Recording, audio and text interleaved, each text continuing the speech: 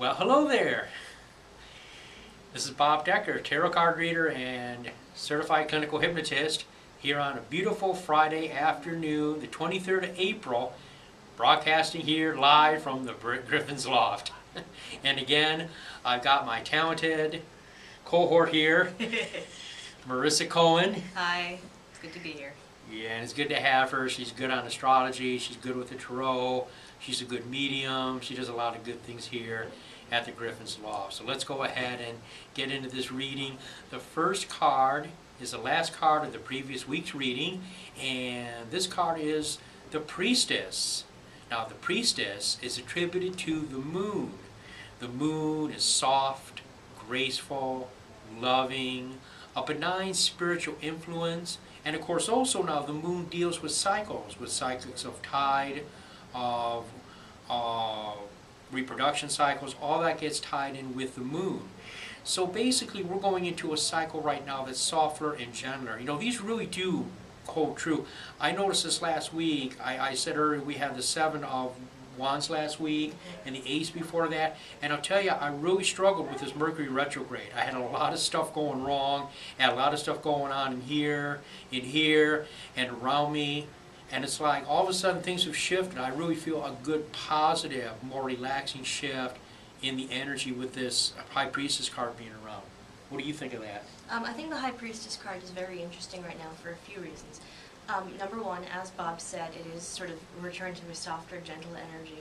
And it will, I think, take the edge off of Mercury in retrograde that we've just gone into. I believe we've been in Mercury in retrograde, I believe, for about the past week or so. Yeah. And so, along with Mercury in retrograde energy comes a lot of confusion around communication and signatures, legalities, travel, things like that. So you're probably going to see the planet of communication moving backwards. And I think what's interesting about the High Priestess is I think she sort of encourages us to connect with ourselves and to really explore what makes us tick, what makes us comfortable and happy. And also, as Bob also said, very moon energy, very feminine energy. And the moon, which rules Cancer, is sextile to the type of retrograde that we're in right now. We're in Mercury and Taurus. So I think that this energy is going to be very harmonious with retro and actually really kind of help out some of those confusing little blips that we may have seen last week. Yeah. So. Yeah, it seems to be doing that. Well, we want to be careful though now. We're going to be moving towards the energy of the King of Swords. Now, the King of Swords is, in the tarot readings, a guy that's really headstrong. He can be opinionated. He can be very, very fixed in his thinking. And when he makes up his mind on something, he's going to stick with it, and his judgments tend to be a bit on the severe side. Astrologically, he's like an Aquarius, okay? And I'm an Aquarius, so I know the bad side of Aquarius. And Aquarius can be really, really stuck in the head. Aquarius can be cold and distant, perfectionistic, okay, especially if there's a lot of Mercury in the chart, which unfortunately there is in my Mercury's in Aquarius, so my mind sometimes is like a steel trap. Gotcha! Kind of get stuck there and not really want to move. Right, that's slice and dice mode. Now, in this case, this isn't somebody doing this to us.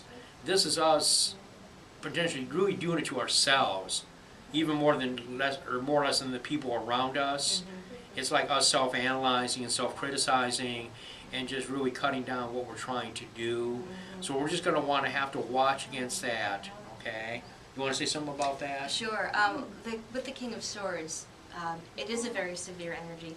And I think also to watch the tendency to make snap decisions. And I have to bring this back to Mercury in retrograde.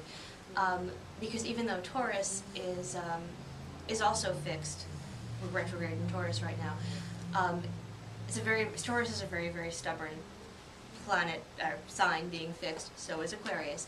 So I would look at this and say that the King of Swords would sort of,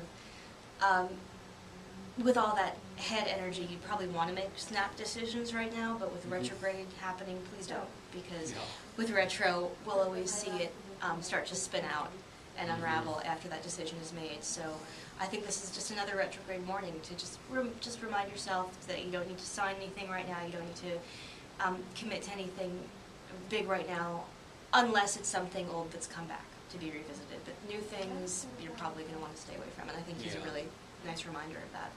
Yeah, definitely. But see, what we want to strive towards, this is really good now. This is coming up towards the end of this upcoming week, is the energy of the Chariot. Now, the Chariot's pretty cool. The Chariot's attributed to the sign of Cancer. Now, Cancer is ruled by the moon, okay? And also, Cancer on the tree of life connects with Mars and Saturn. So it's like, basically, it represents the will. Just like this guy, he's driving the Chariot. These creatures, these sphinxes, they want to go in opposite directions. They just rip the Chariot in half and dump him on his face, okay? But see, he's holding it together, all right? So it doesn't have to do a face plant, all right? He can Face plant. I like that. Yeah, it sounds like one of those TV programs I was watching last night. It only hurts when I laugh. Or it sounds like something you would buy at like 2 in the morning, like buy a face plant instead of a tomato, like one of those tomato holders. Excellent. So yeah, the Chariot I think is really great for a lot of reasons. So I think by the end of this week we're gonna go back into, so we're back into sort of Cancer energy and Moon energy, and that again is going to be sextile to the retrograde. So I think that's going to smooth things out a little more. We're going to feel a little more on an even keel, and also able to move through things, because the Chariot, as Bob said, we have the black and the white that are wanting to split us in half, but we're pretty much able to just harness everything and go, no, this can be one unit that's cohesive, without feeling like we have, this part running this way and this part running that way, that we're all, we're one whole, and that we can move forward in more of a whole directed place. So that's really, really nice, especially given the Mercury and retrograde energy. So, cool. Good. So you got anything coming up? Any classes coming up or big workshops that you should be mentioning? I will be developing the manifestation class into a series. It will probably be on a Saturday. The dates are still in development, but you can, as always, to get in touch with me, call 954-854-0270. You can also put Marissa Cohen, and then next to it put mediumship in Google, and then hit go, and the first thing that comes up should be my Facebook fan page, which I completely invite you to join. There is also a website in development. It's not quite ready yet, but it will be www.happyganesh.net. And my email address is happyganeshreadings@gmail.com. I like him too. I love Elephant Man. Isn't he? He's cool. Yeah. He just kind of hangs Elephant out. Man is cool. He's a good guy.